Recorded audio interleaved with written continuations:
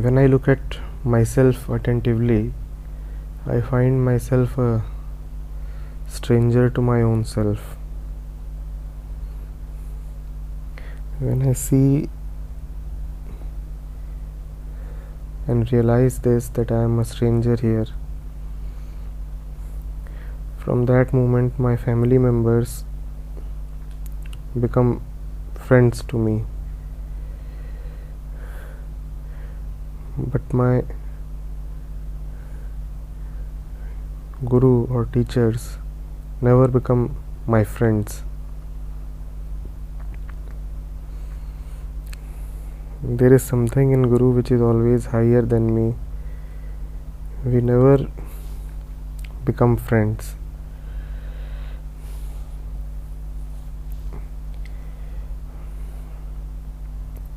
Is it possible that Guru becomes friend, or am I asking a wrong question?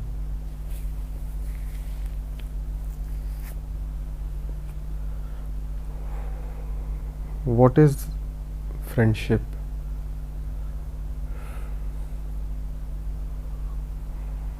What is friendship?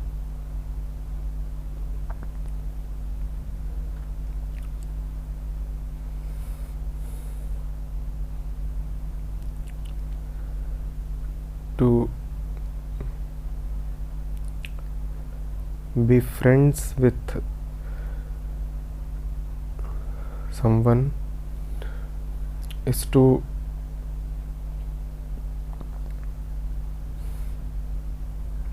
act in his interest.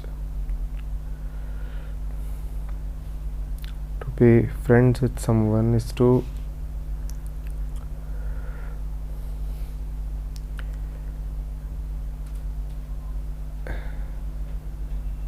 help him strengthen himself,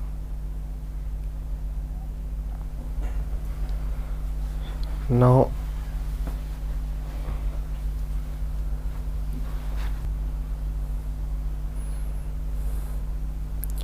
the scriptures look at it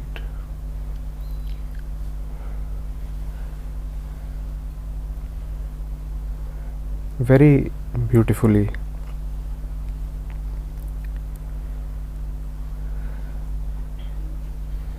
They say that we are two.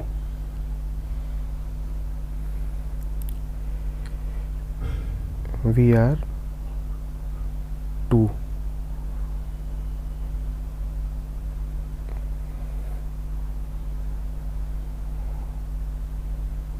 One that we are is always looking to be pleased. What it wants is prey, something that would be prey to it, pleasurable to it.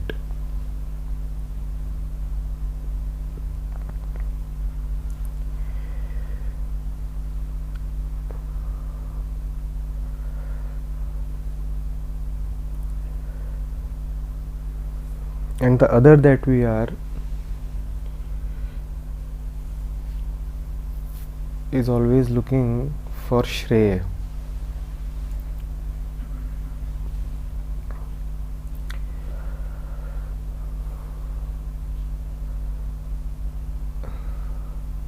Something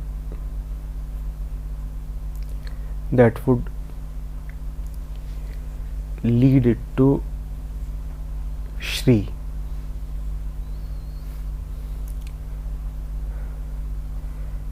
Shri means auspiciousness.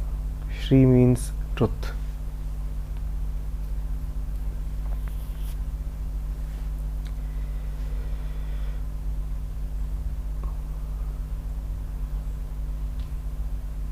So when you say you are friends with somebody, the question arises,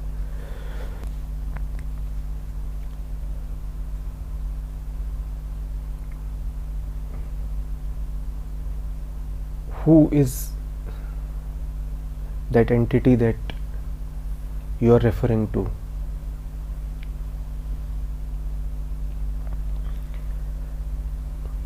Are you referring to the entity that is looking for pleasure?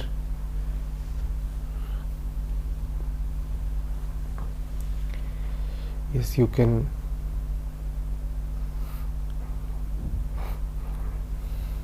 declare the relationship as friendship even then. But in real terms, it would not be friendship, because it would only be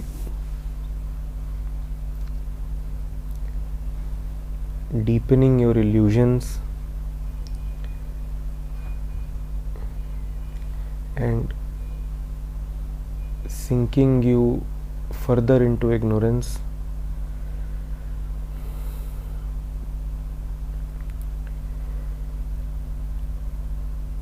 And giving you habits which will become more and more difficult to drop.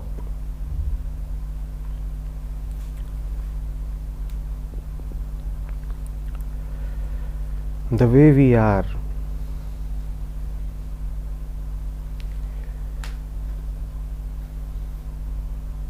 and the way we have been conditioned, the moment we hear the word friendship,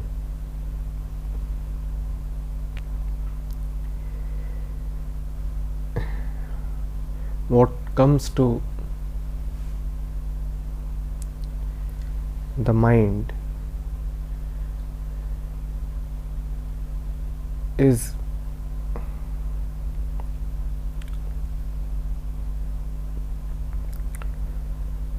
a relationship in which my self-interests are protected and advanced. I have a particular definition of what my self-interests are,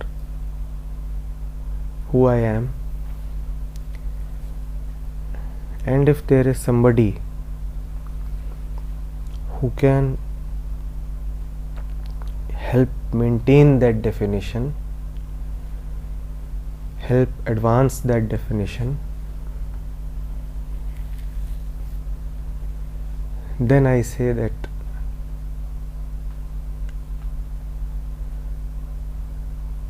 I am friends with that person.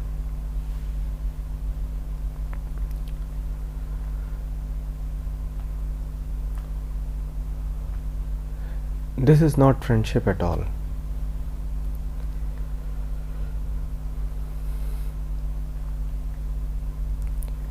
Really speaking, there is only one friendship in which the relationship is such that it leads to the truth.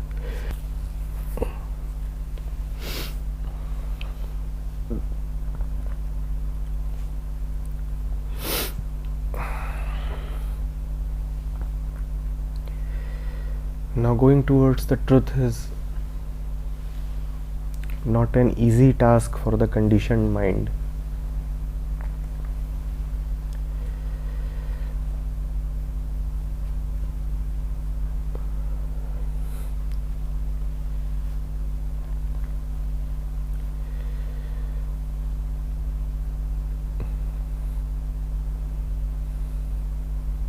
There is no guarantee of pleasure.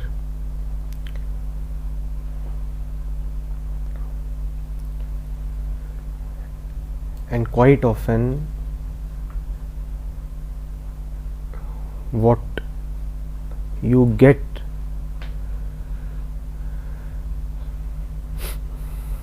is suffering,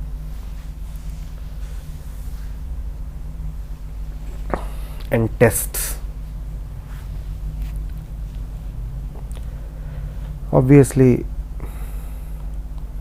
one doesn't like it. And we will not want to call such a person our friend who takes away our pleasures and leads us to an intangible, abstract, unfathomable truth. One says, I know who I am, I know what I want, I have a certain view of my situation in life, my situation in the world, and I have ideas regarding my progress and development. If you can help me accomplish my goals, if you can partner me achieve my dreams, then you are my friend. This is the usual definition that we have of friendship.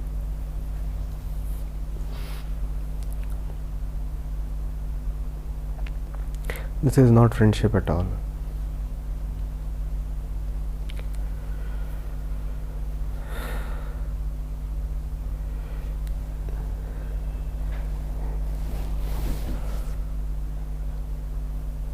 Essentially, the only friend is the teacher.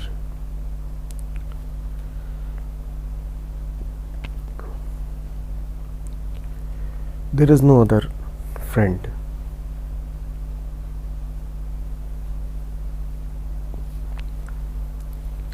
But our notions about life are so confused that we say that,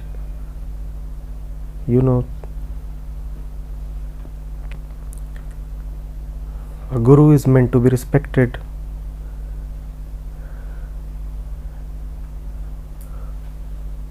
With a guru, some distance has to be maintained. And friends are supposed to be fun.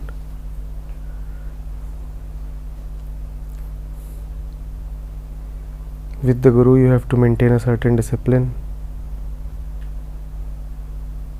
With friends, you can just be yourself.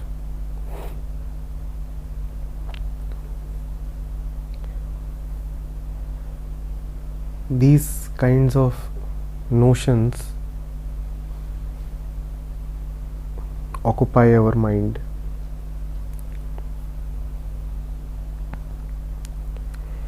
The best example of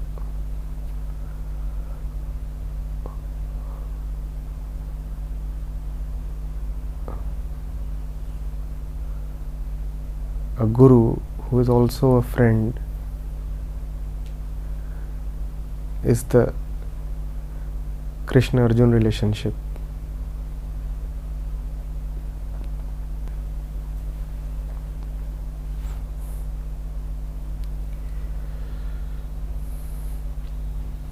Krishna is a friend in real terms.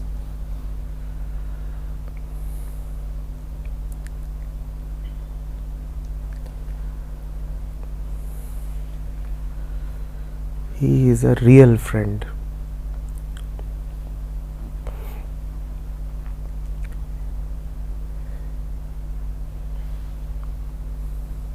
He guides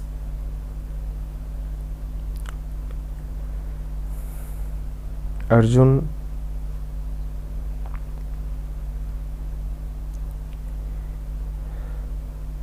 in his most crucial moments.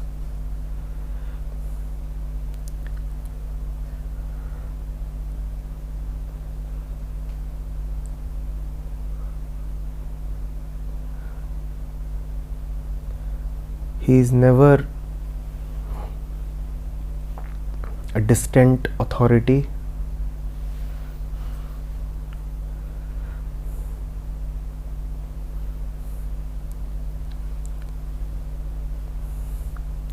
When Arjun has a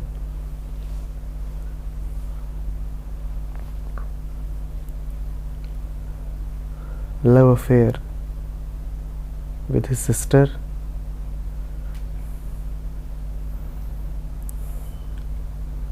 Krishna in fact arranges that Arjun may elope with his sister.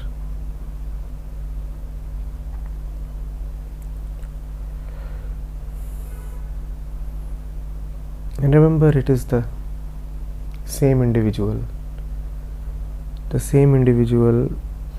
who is discoursing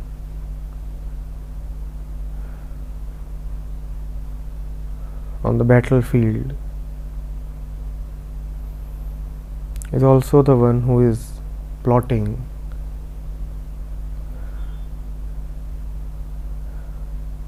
how Arjun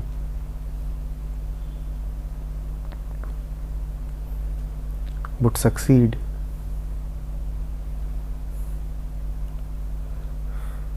in his love pursuits.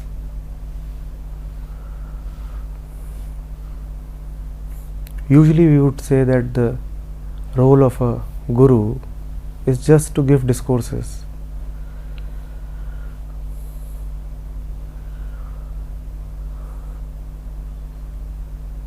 So we would find it agreeable up to this point that Krishna preached the Gita to Arjun on the battlefield. To this point, we would find the whole thing quite agreeable. Yes, Krishna is acting as a guru.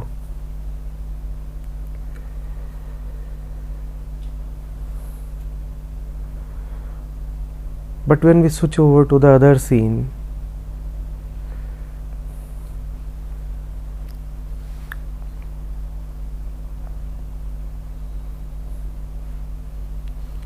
a brother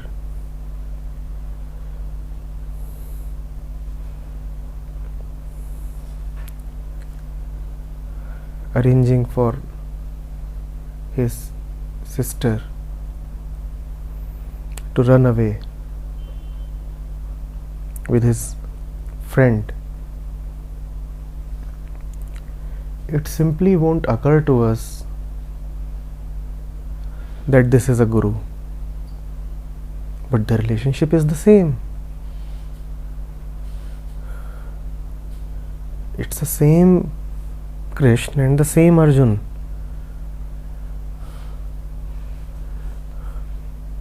Same two individuals. Same relationship.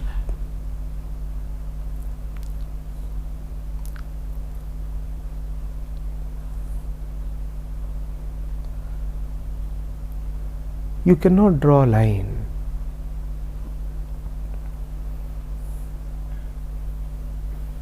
You cannot say that this is where the domain of the guru ends and now the domain of the friend starts. These two domains overlap. Not only do they overlap, they are actually the same. They are exactly the same.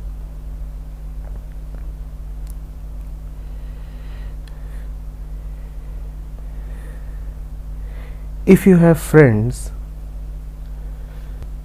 who lead you into darkness, how can they be your friends?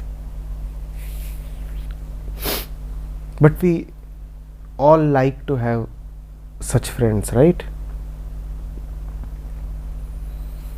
We say that being with such people helps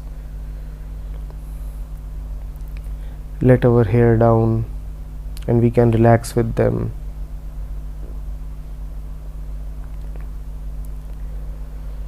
we can be a little mischievous, a little naughty with them.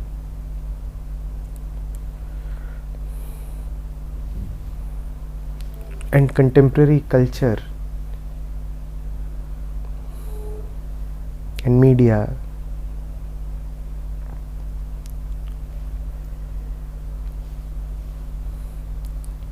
and corporations promoting consumerism are incessantly peddling this version of friendship.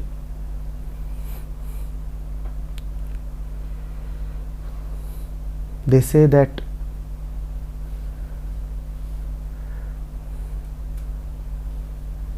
it is quite interesting.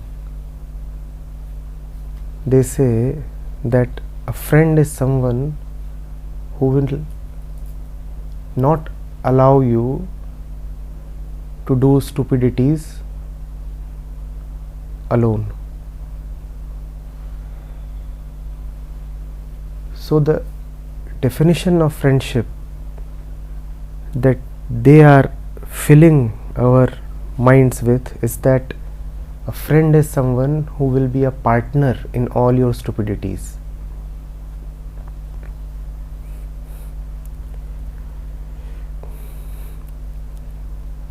And you want to act unreal, fake,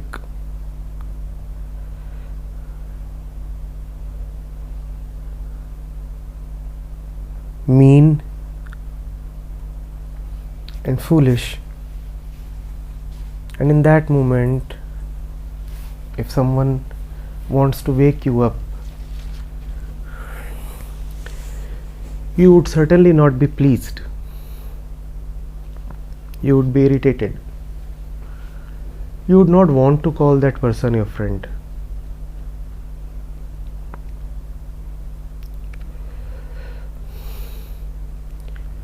Don't you see how people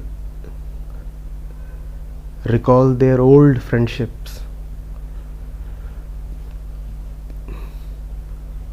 Two 40-year-olds would be meeting and they would be recalling how 20 years back in college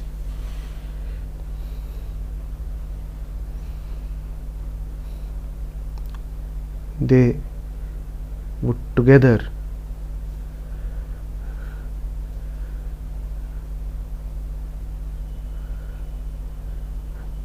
arrange to cheat in the examinations,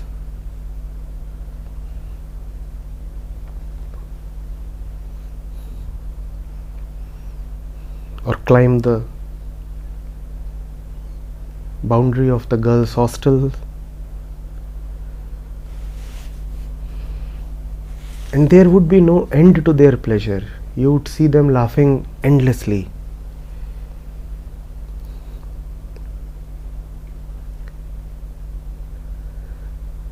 Who is a friend? Who partners me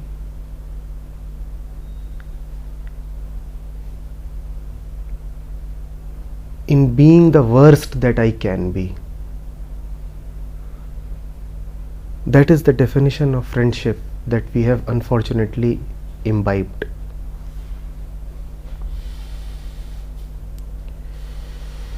And this is supposed to be cool.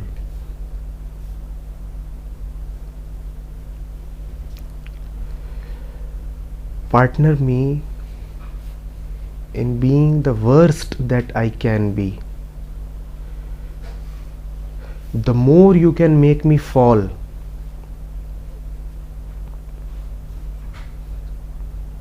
the deeper is our friendship.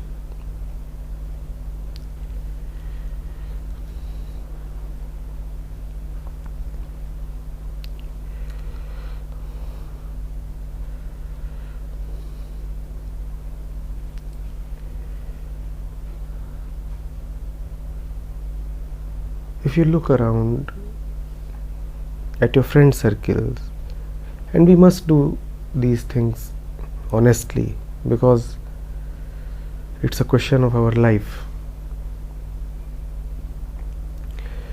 If you honestly look at your friend circle, how many relationships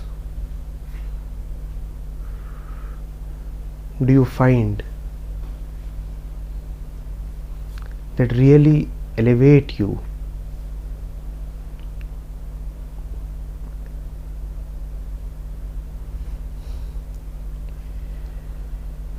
In fact, your closest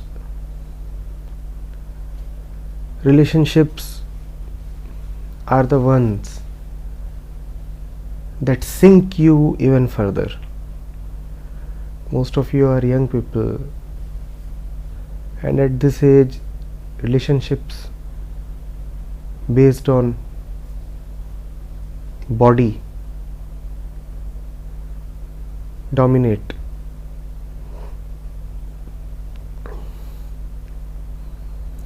A fellow who constantly reminds you of your body, how can he be your friend? In fact, if you are even half attentive, you will realize that he is an enemy of the worst kind. He is making you more and more body centric. Your consciousness could have risen.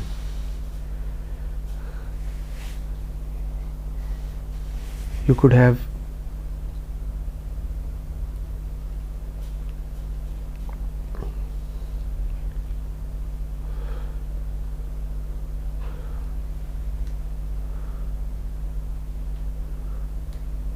seen the world for what it is, your life for what it is. But the presence of this so-called friend drags you down. The moment he comes in front of you, all you can now think is flesh. But you will be so pleased. You will say, my great fortune that you are in my life. You are God's gift to me.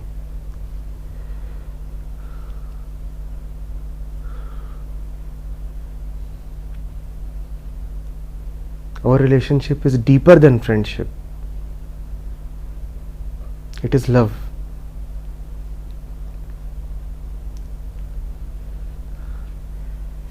Now come over, let us consume each other.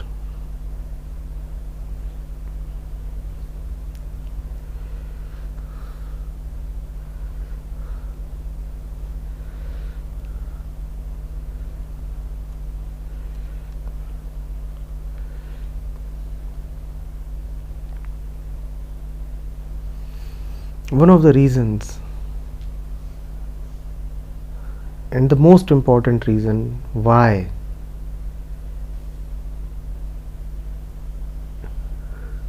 truth doesn't descend in our lives is because we have filled our lives with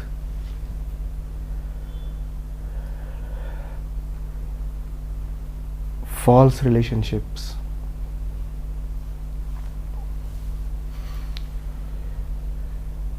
With 10 false friends sitting around us, how is it possible for the Guru to enter your life?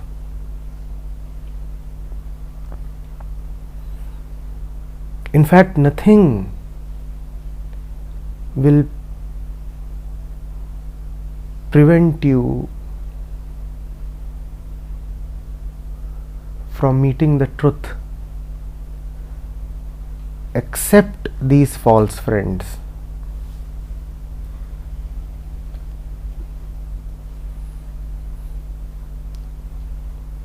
There is nothing else that prevents you.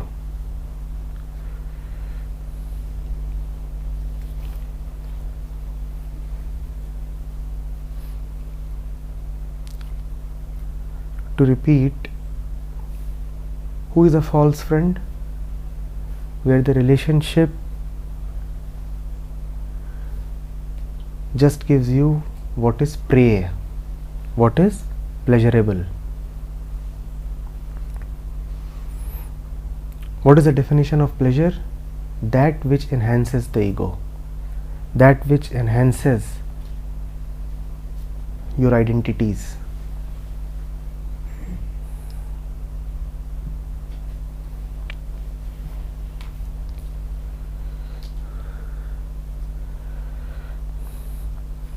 Do not commit this mistake. Do not draw a line between a friend and a guru. And if you have friends who cannot be guru, then rest assured they are not worthy of being friends.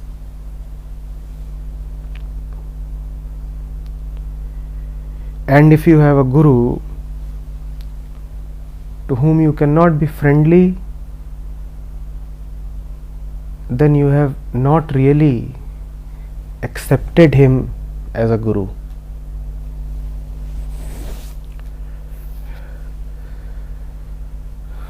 One of the surest ways to avoid the guru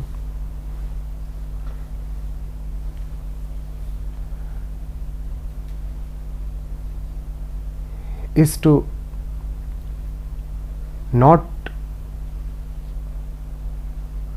allow yourself to open up to him under the guise of respect or whatever. One can be pali with friends. With a teacher, one has to maintain some distance. These kinds of statements, don't we make them? These statements are our own inner conspiracies to ensure that nothing real happens.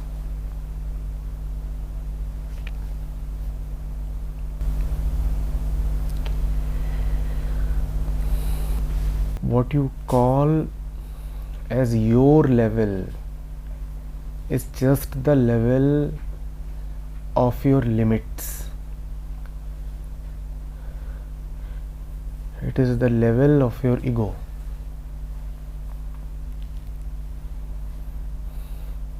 It is the level of all that which holds you back.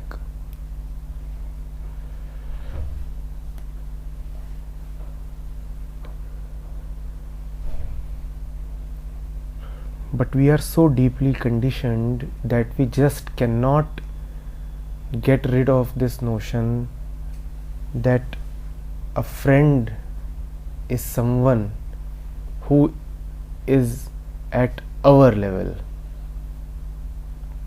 What do you mean by our level? Whose level? What do you mean by our level? My level. When you say my level, what do you mean by that?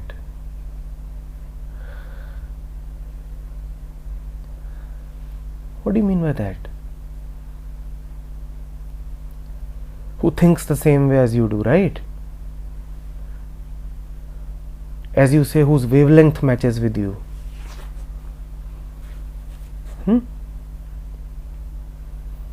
Don't you see that what you call as your level is just the level of your ego?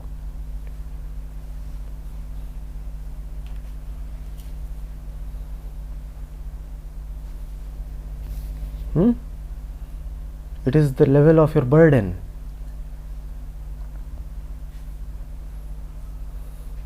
And if you make a relationship with someone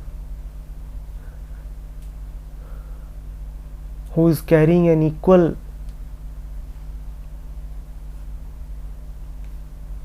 burden, how is it going to help either of you? How?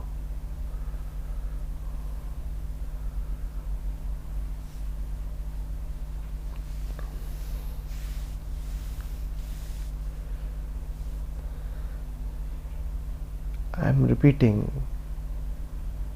if you are making friends with people who are at your level, then you are not making friends, you are making enemies.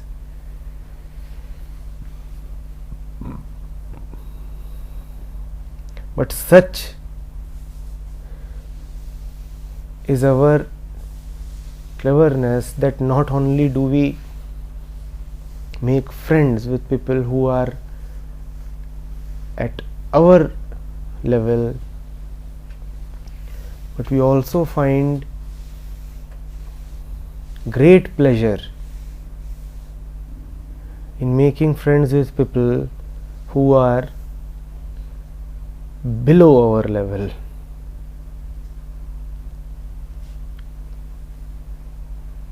Because that's where the fun lies, right?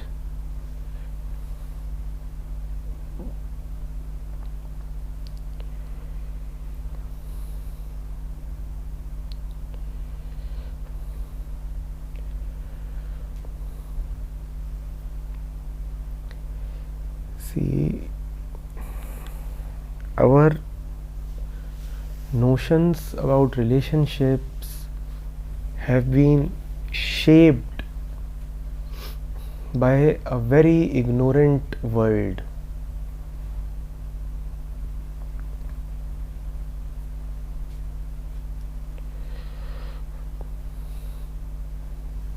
I was watching a TV commercial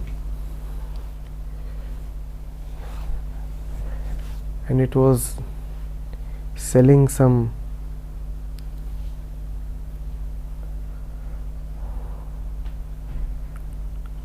talk plan,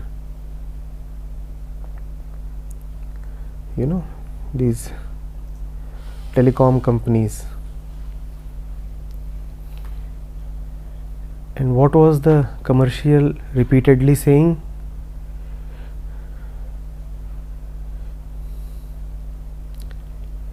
Yes, gossip more with your friends, and gossip especially after midnight.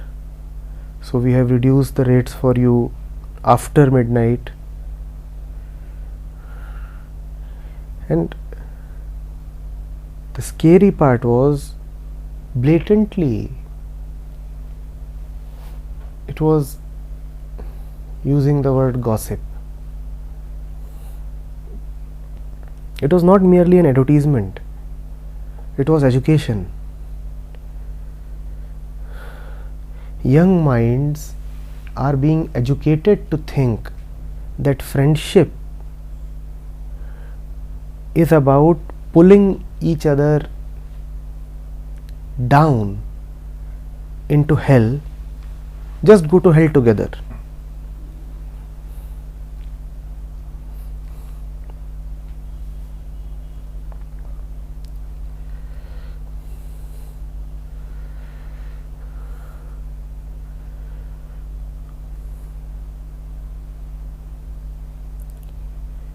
You look at youngsters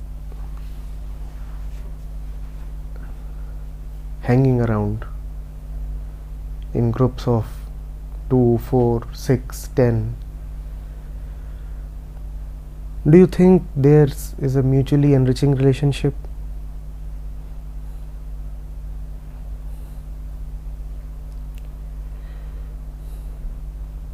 Or do you think they help each other get rid of their falsenesses?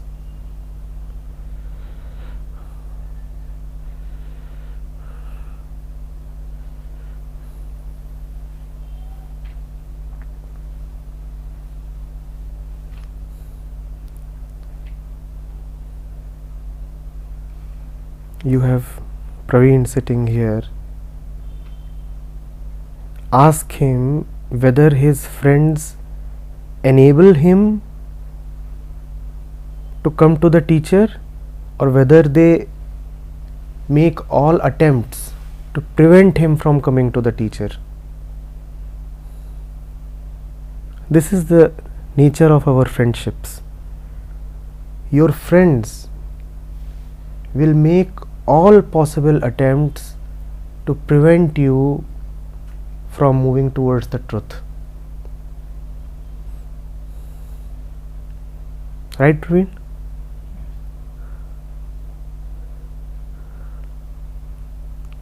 But if he says that, Saturday night,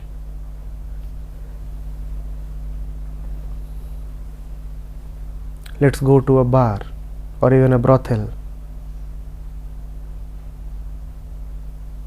quite a few of his friends might get excited. Ultimately, they may find that they don't have the spleen for it, or maybe the cash, and they may not end up going there. But the idea would sound exciting. Yes, Saturday night, bar. But the moment he would mention that he is going to a teacher, his friends would be severely put off. And if he continues going to the teacher, slowly he would find that his friends start breaking away from him.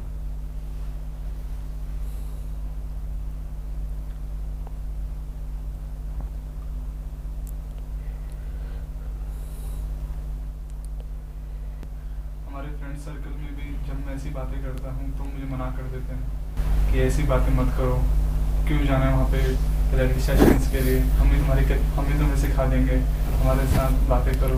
उनकी बातें बहुत ही या तो शादी के बारे में होती हैं या फिर क्या हमको स्टार्ट करना है, कभी वो स्टार्ट नहीं करते मगर क्या स्टार्ट हो उसके बारे में।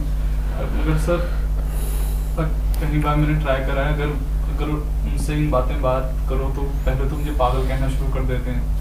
फिर अगर मैं थोड़ा अकेले रहना, अपना टाइम चाहता हूँ, अकेले घूमूँ, तो वो सोचते हैं मेरी लाइफ में प्रॉब्लम है, फिर वो मेरे को काउंसलिंग देना शुरू कर देते हैं बेवजह। मगर कभी मेरे भी मूड्स हैं, कभी मेरा अच्छा मूड होगा तो मैं उनको ये बातें सह सकता हूँ कि तुम पागल हो। कभी मेरा मूड अगर अच्छा नहीं हुआ तो मेरे में इतनी करेज भी नहीं है कि मैं हमेशा उनकी बात को सह सकूँ कि तुम पागल हो, तुम्हें काउंसलिंग की ज़रूरत है, हम तुम्हारी काउंसलिंग कर देते हैं। ये तो सर ये भी प्रॉब्लम है, इसलिए हमको दोस्त के साथ उन्हीं की तरह रहना पड़ता है। They know very well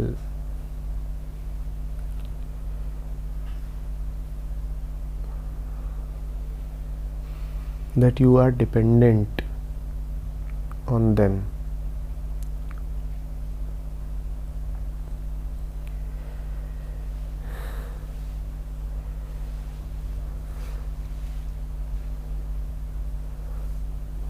The only reason why somebody becomes dependent on the false is when he maintains a distance from the truth. And when you are dependent on somebody, then you have licensed him to exploit you.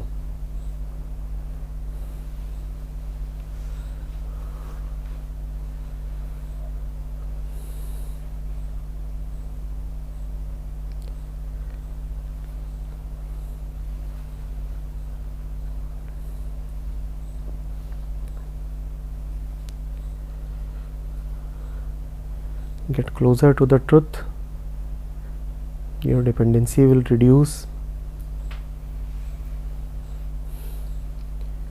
Those who have just an exploitative relationship with you, they will disappear from your life. But then you should not prevent them from disappearing. That is another glitch that happens. Having seen the false as false, when the false starts going away, then out of a long standing habit, you don't want it to go away. You say, you remain here, otherwise my life will become empty.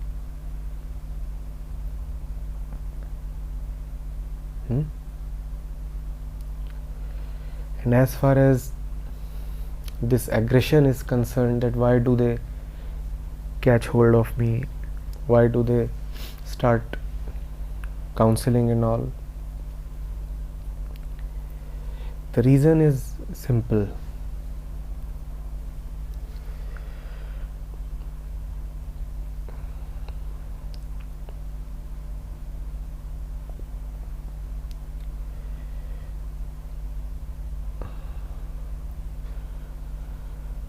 A 1,000 people may close their eyes and say that the world is all darkness, the world is all darkness. But one man who opens his eyes and sees the sun is sufficient to prove everybody wrong. Just one man. So this crowd of darkness is very afraid of anybody who opens his eyes.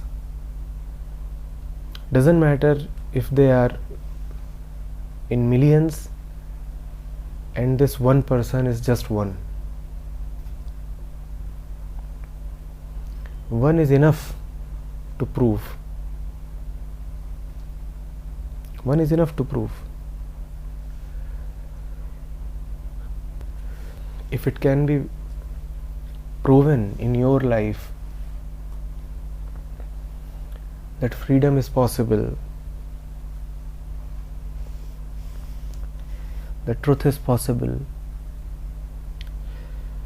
that simple joy is possible,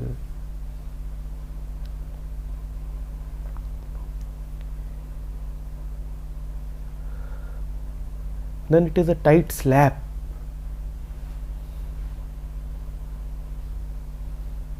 on the face of the entire world. One man living free of conditioning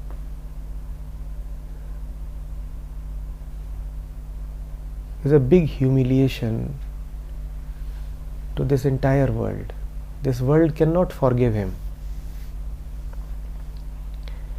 He reminds the world that what is possible to me could have been possible to you also. His very presence reminds the world of their wasted lives. So they cannot tolerate him.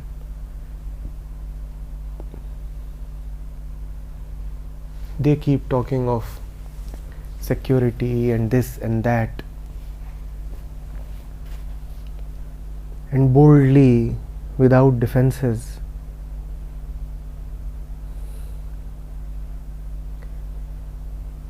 he walks fearlessly. His very presence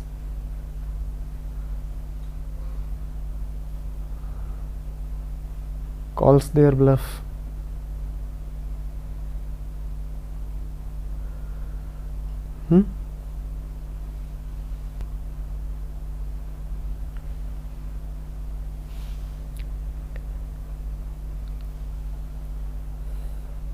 Deep within,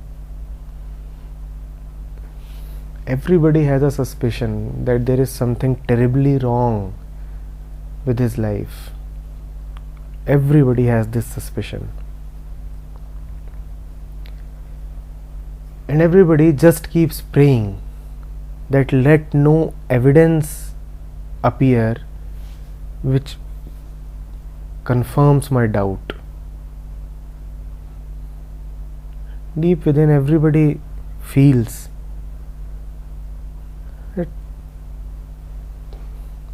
this is not the way life was meant to be lived.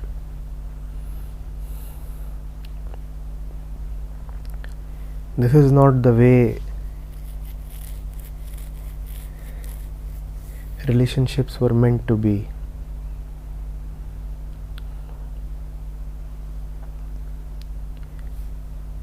Everybody has that strong doubt.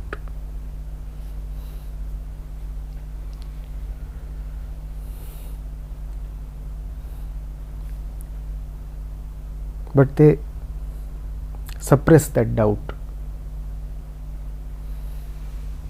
They no, there is no doubt. Everything is all right. Everything is all right with my life. Everything is all right with my life.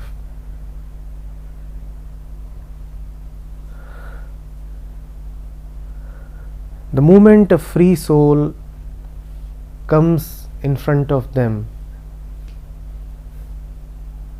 their lie is nailed. The hollowness, the depravity, the stupidity of their wasted life is exposed horrifically.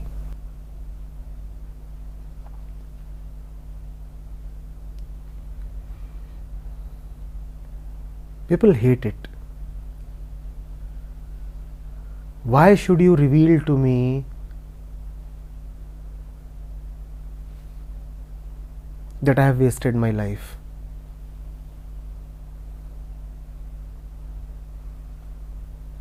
I've always had a doubt, but I somehow have managed to suppress the doubt. Why must you come in front of me and confirm the doubt? People hate you.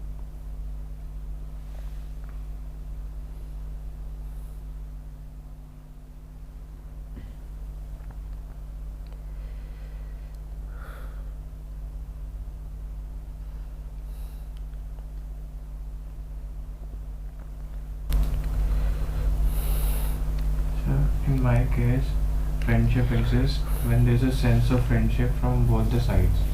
If I am learning from you, you should also learn from me. So, I can consider a guru as my friend. Can guru consider me as a friend?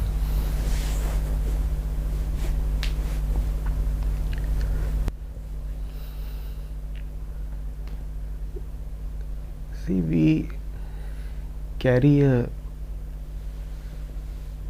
very fantastic image of the guru. Somebody who has descended straight from the heavens, somebody who must always sit high on a pedestal,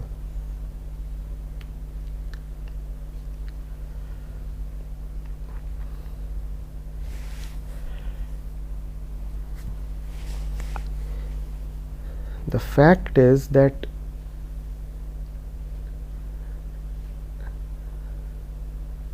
the student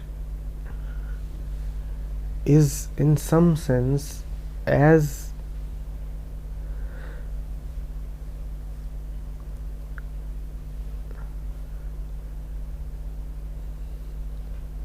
necessary for the guru as is the guru for the student.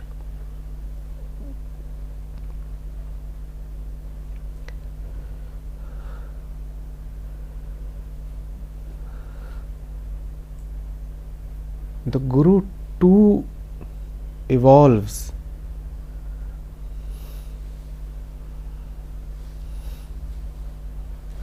In the course of his relationship with the student. It's a mutually enriching relationship. The guru is not a finished product. Are you getting it? their modes of learning might be different.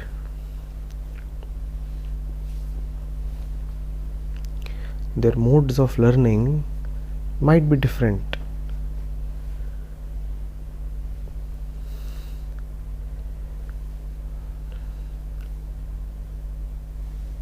But without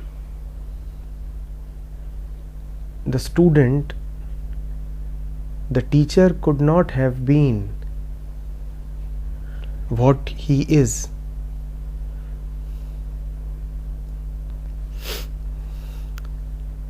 The teacher observes the world, the sky, trees, animals,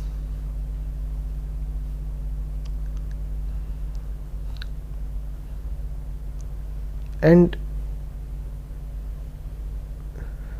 this observation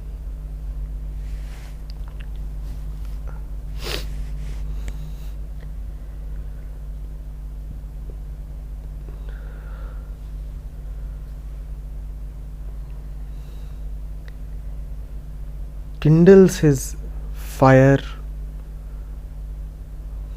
more, all the more.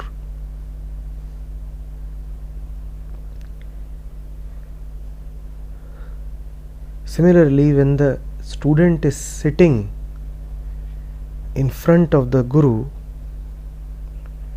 the student is in some sense doing a favor to the Guru.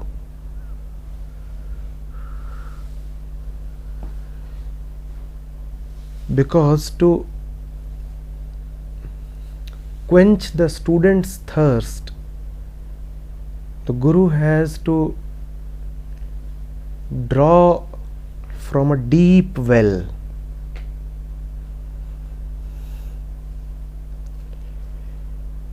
And this same water that will quench the student's thirst is also the water that will quench the Guru's thirst. Had the student not been there, the Guru simply could not have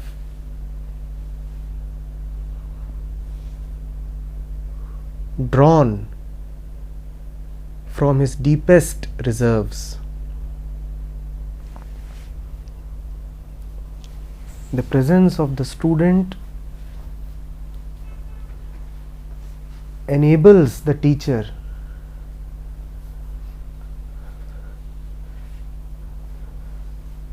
to go to his deepest point to help the student. Are you getting it? And in helping the student, he helps himself. Don't forget, the same water that quenches the student is also the water that quenches the teacher.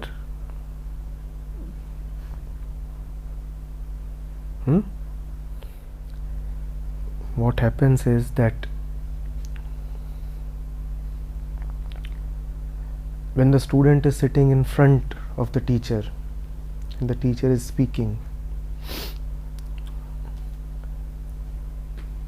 a cursory look may suggest as if the teacher knows what he is speaking, as if the teacher is sharing his knowledge.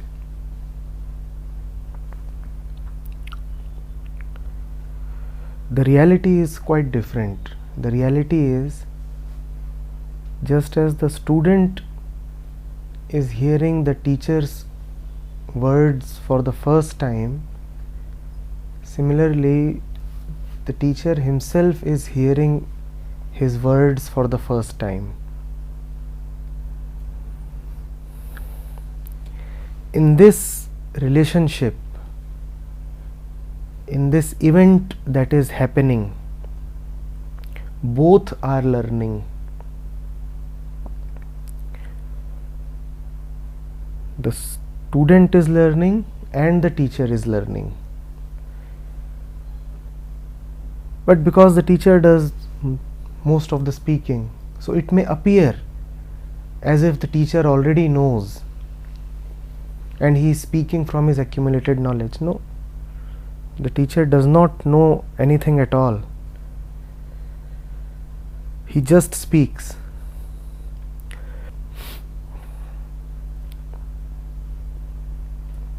And this speaking